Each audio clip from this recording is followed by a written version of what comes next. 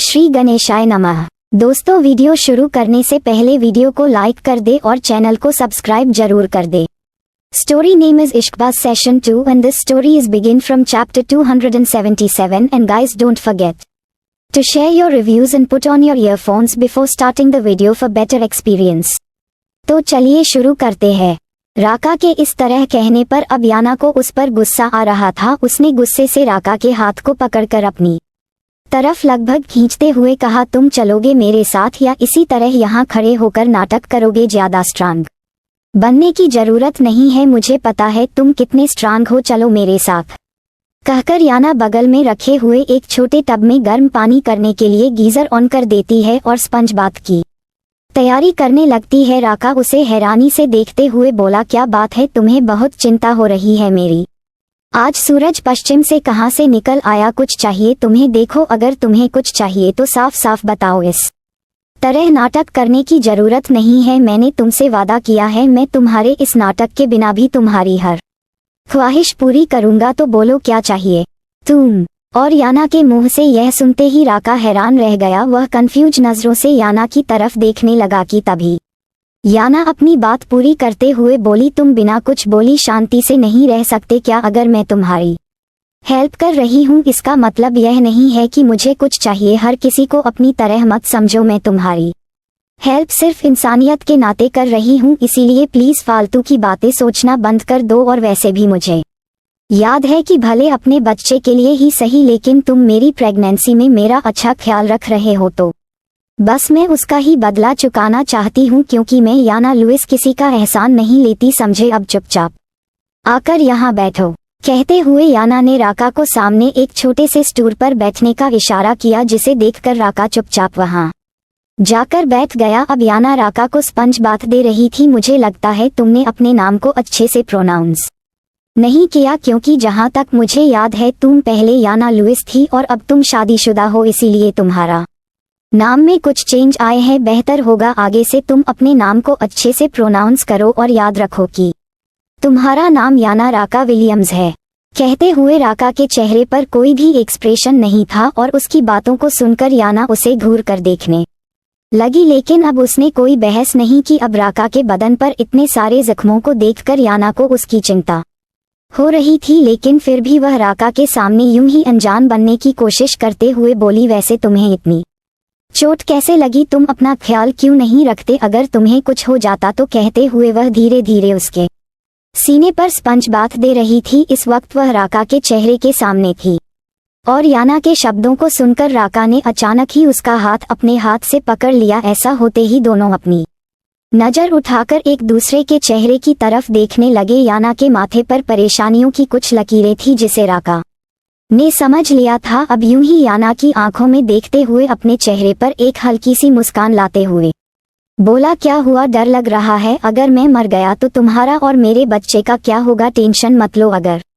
मैं मर भी गया तो अपने बच्चों को कम से कम सड़कों पर ठोकर खाने के लिए तो नहीं छोड़ूंगा। मेरे मरने के बाद भी तुम दोनों को कोई तकलीफ नहीं होगी। तुम्हारा फ्यूचर अच्छे से सेट है। मेरी सैलरी का बहुत बड़ा हिस्सा किंग के पास सेव है, जो मैंने अलग अलग फील्ड में इन्वेस्ट की है, जहां से तुम लोगों को बहुत ही अच्छी इनकम पर मंथ मिल जाएगी। इसके अलावा मेरी कोई प्रॉपर्टी और सेविंग्स है जो इतनी है कि तुम लोग जिंदगी भर बैठकर उसे दोनों हाथों से खत्म करोगे, फिर भी खत्म नहीं होगी। इसलिए तुम लोगों को फ्यूचर में कभी प्रॉब्लम नहीं होगी। और रही बात मेरे बच्चे की, तो ये तुम्हारी जिम्मेदारी सिर्फ तब तक है जब तक वह तुम्हारे पेट में है। उसे डिलीवर करने के बाद अगर मैं मर भी जाता हूँ तो तुम्हारे अंदर कोई बंधन नहीं है।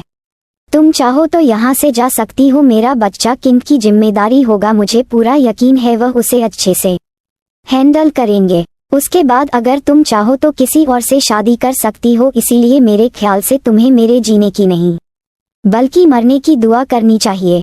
कहते हुए राका उसकी आंखों में देख रहा था, लेकिन राका की बातों को सुनकर याना अपनी ही जगह पर जम चुकी थी। न जाने क्यों उसे राका की बातों पर गुस्सा आ रहा था। उसने अगले ही पल गुस्से से दांत पीसते हुए राका से अपने हाथों को छुड़ाया और से झटकते हुए कहा, क्या बकवास कर रहे हो तुम? फालतू की बातें करना बंद करो, समझे? हर किसी को अपनी तरह समझते हो क्या? जो सिर्फ मरने और मारने की बातें सोचे, तुम कभी अच्छा नहीं सोच सकते। ना हटो, मैं ही पागल हूँ जो तुम्हारी मदद करने आई थी, अब मरो तुम यही बाथरूम में इडियट। कहते हुए याना अपना हाथ झटक कर वहां से जाने लगी कि तभी अचानक ही जाते हुए उसका पैर फिसल गया। वह अचानक ही पीछे की तरफ गिरने को हुई कि तभी उसके मुंह से जोरदार चीख निकली। इससे पहले कि वह गिरती, घबराहट के मारे उसकी आंखें बंद हो गई, लेकिन तभी तो मजबूत बाहों ने उसे उसकी कमर से थाम लिया और याना का दिल धक से कर गया। वहीं दूसरी तरफ, क्या तुम सचमुच इतनी भोली हो या यह नाटक सिर्फ मेरे सामने करती हो? कहते हुए क्रिश उस पर गुस्सा हो रहा था और आशी को घूर कर देख रहा था। ये सुनकर आशी पूरी तरह हड़बड़ा गई और उसने घबराते हुए क्रिश से पूछा, क्या मतलब, तुम क्या कहना चाहते हो? साइको, मैं कुछ समझी नहीं। ओह रियली, तुम सचमुच नहीं समझी? फायरफ्लाई कहते हुए क्रिश अपने चेहरे पर तिरछी मुस्कान लाता है और आशी के करीब आकर लगभग उसकी आंखों में देखते हुए अपने एक हाथ को उसकी कमर में लपेटकर झटके से अपने करीब करता है।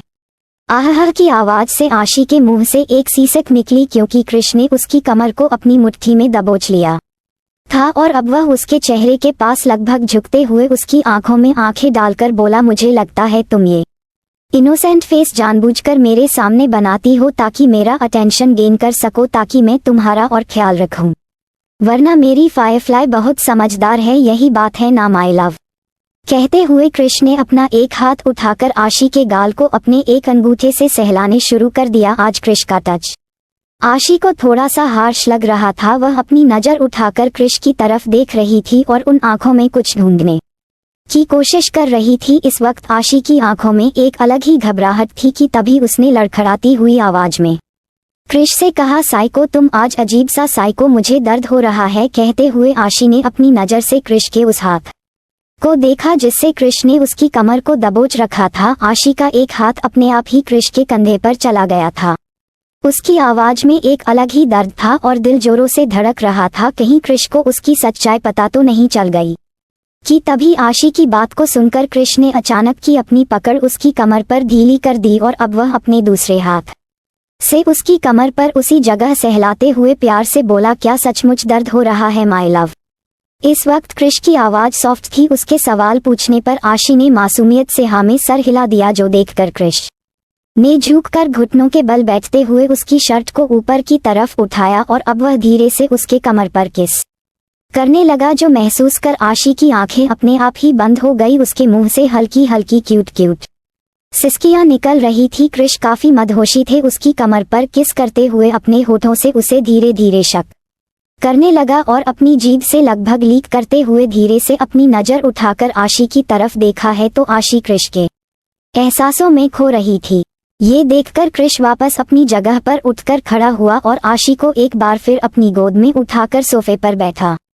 उसने खाने की वाइट बनाते हुए आशी से कहा, एक बात बताओ माय लव, हम दोनों हस्बैंड वाइफ है राइट? इसीलिए हम दोनों में कोई राज नहीं होना चाहिए। तुम मेरे बारे में लगभग हर बात जानती हो कि मैं एक माफिया किंग हूँ और मैं किस तरह के काम करता हूँ। मैंने तुमसे कुछ नहीं छुपाया, क्योंकि मुझे लगता है हस्बैंड और वाइफ में ट्रांसपेरेंसी होनी चाहिए और यही बात तुम पर भी अप्लाई होता है। उसके मुंह में खाने की वाइट देते हुए बोला, इसलिए मैं चाहता हूँ तुम मुझसे कुछ ना छुपाओ। तुम्हें मालूम होना चाहिए कि मुझे झूठ से नफरत है, इसीलिए अगर तुम मुझे कुछ बताना चाहती हो तो बता सकती हो।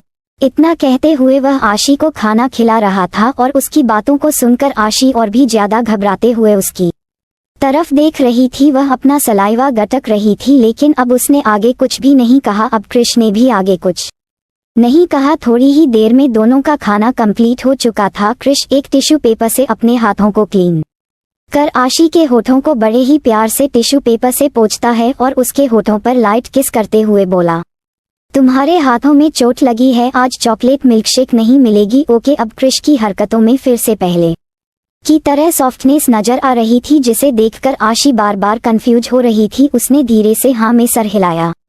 गुड, चलो सोने का टाइम हो गया है। इतना कहकर उसने आशी को अपनी गोद में उठाया और अब अपने कदम बिस्तर की तरह बढ़ा दिए। बिस्तर पर आते ही आशी धीरे धीरे अपने शर्ट के बटन एक हाथ से खोलने की कोशिश करने लगी, क्योंकि क्रिश को उसके साथ टॉपलेस होने की आदत थी। शुरू में आशी इन चीजों के लिए अनकंफर्टेबल थी, लेकिन अब उसे इस चीज की आदत हो गई थी कि तभी क्रिश उसे ऐसा करता हुआ देखा तो उसके हाथ को पकड़ लिया। आशी अपनी नजर उठाकर सवालिया नजर से क्रिश की तरफ देखने लगी तो क्रिश अपने दूसरे हाथ से कमरे की लाइट ऑफ करते हुए बोला, रहने दो, ऐसे ही सो जाओ, मैं काफी थक गया हूँ, मुझे जोर से नींद आ रही है। इतना कहकर क्रिश भी उसकी बगल में जाकर लेट गया और अब उसने दोनों के बदन पर एक ब्लैंकेट से कवर किया।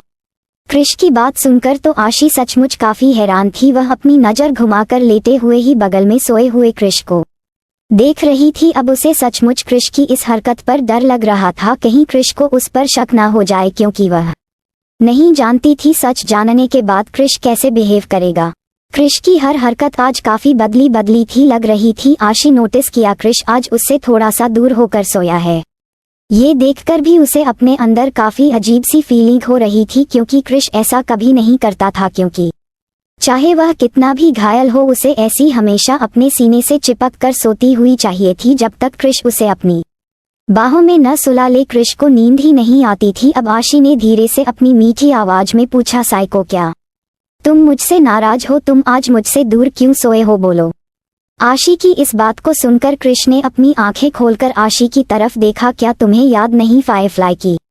तुम्हें चोट लगी है? अगर तुम मेरे तो करीब सोई तो तुम्हें तकलीफ हो सकती है, बस इसीलिए तुमसे दूर सोया हूँ। अब सो जाओ, फालतू की बातें मत सोचो। इतना कहकर क्रिश ने अपनी आंखें बंद कर ली, लेकिन आशी अभी तक उसे उसी तरह देख रही थी जैसे मानो वह उसकी बातों पर यकीन करने की कोशिश कर रही हो। आशी की आंखों में धीरे धीरे नमी उतरने लगी थी। अब आशी धीरे से अपनी लड़खड़ाती हुई जुबान में क्रिश से बोली, साइको, एक बात पूछूं, तुम मुझे कितना प्यार करते हो? और यह सुनकर क्रिश एक बार फिर अपनी आंखें खोली। वह अब तक पीठ के बल सीलिंग की तरफ मुंह करके सोया हुआ था, लेकिन अब वह करवट बदलकर आशी की तरफ देखते हुए बोला, ये किस तरह का सवाल है फायरफ्लाई, यह वक्त इन बातों का नहीं है, बहुत रात हो गई है, सो जाओ।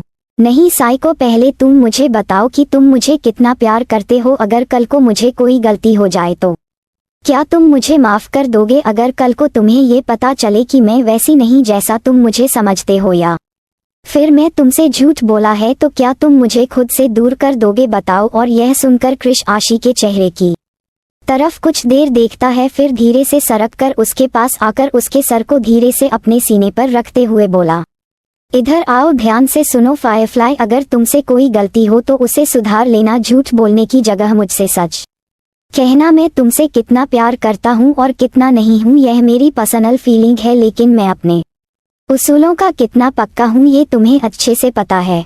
गलतियाँ तो फिर भी ठीक है, लेकिन मुझे धोखा नहीं चाहिए, इसीलिए बेहतर होगा अगर तुमसे कोई गलती हो जाए तो मुझे बता दो, इससे पहले कि मुझे बाहर से यह पता चले। आई बात समझ में? सो टेल मी, क्या तुम मुझसे कुछ छुपा रही हो फायरफ्लाई? कहते हुए क्रिश उसके चेहरे की तरफ देख रहा था और बड़े प्यार से अपने एक हाथ से उसकी पीठ को सहला रहा था। आशी का सर क्रिश के शोल्डर पर था और उसका बायां हाथ क्रिश के सीने पर। आशी अपने चेहरे पर फीकी से मुस्कान लाकर ना में सर हिलाती है और यह सुनकर क्रिश अपना सर झटकते हुए उसके माथे पर किस करते हुए बोला, so why are you so upset, just sleep my love, your psycho is here for you. इतना कहते हुए क्रिश की नजर एक बार फिर आशी के जख्मों पर गई जहां बैंडेज बंधी हुई थी। इसे देखकर क्रिश बड़े ही प्यार से उसे छूते हुए बोला, बहुत दर्द हो रहा है। आशी बड़ी ही मासूमियत के साथ उसके चेहरे की तरफ देखते हुए हाँ में सर हिलती है। ये देखकर क्रिश उस बैंडेज पर हल्के से किस करते हुए बोला, डोंट वरी, जल्दी ठीक हो जाएगा। Okay tell me, do you want a kiss? Krish के अचानक ऐसा पूछने पर आशी हैरानी से उसकी तरफ देखने लगी, लेकिन फिर उसके चेहरे पर एक हल्की सी मुस्कान आ गई और उसका चेहरा ब्लश करने लगा। So don't forget to share your review and comment your best part of an story. और अगर आपने अभी तक हमारे चैनल को सब्सक्राइब नहीं किया तो कृपया इसे सब्सक्राइब करें और बेल आइकन पर क्लिक करें ताकि आप हमारी नई कहानी पहले पा सके। And if you like my story so comments your feelings with heart emoji. तो मिलते हैं नेक्स्ट वीडियो, तब तक के लिए राधे राधे।